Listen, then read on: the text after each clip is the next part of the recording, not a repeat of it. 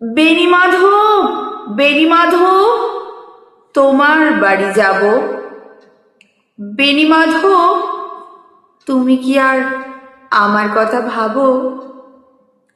বেণীমাধব, মোহনবাসী তমাল তরুমূলে বাজিয়েছিলে আমি তখন মালতী স্কুলে।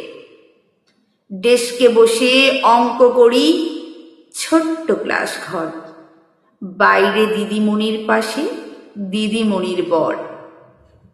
আমি তখন নবম শ্রেণী, আমি তখন শাড়ি, আলাপ হলো বেণীমাধব সুলেকাদের বাড়ি। বেণীমাধব, বেণীমাধব, লেখাপড়াই ভালো, শহর থেকে বেড়াতে এলে আমার রং কালো। তোমার দেখে এক দৌড়ে পালিয়ে গেছি ঘরে। বেণীমাধব, আমার বাবা দোকানে কাজ করে। কুঞ্জে অলি গুঞ্জে তবু ফুটেছে মঞ্জুরি, সন্ধ্যাবেলা পড়তে বসে অঙ্কে ভুল করি। আমি তখন নবম শ্রেণী, আমি তখন 16।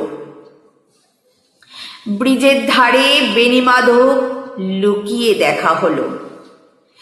বেণীমাধব, বেণীমাধব, এত দিনের পরে সত্যি বলো, সেসব কথা এখনো মনে পড়ে?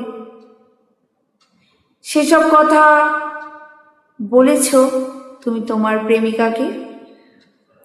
আমি কেবল একটি দিন তোমার পাশে তাকি দেখেছিলাম আলোর নিচে অপূর্ব সে আলো।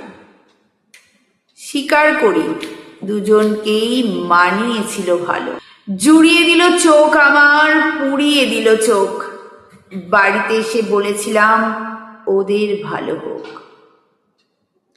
রাতে যখন ঘুমাতে যাই একতলার ঘরে, মেঝের উপর বিছানা পাতা জ্যোৎস্না এসে পড়ে। আমার পরে যে বোন ছিল চোরা পথের বাঁকে, মিলিয়ে গেছে জানি না আজ কার সাথে থাকে। আজ জুটেছে কাল কি হবে কালের ঘরের শনি।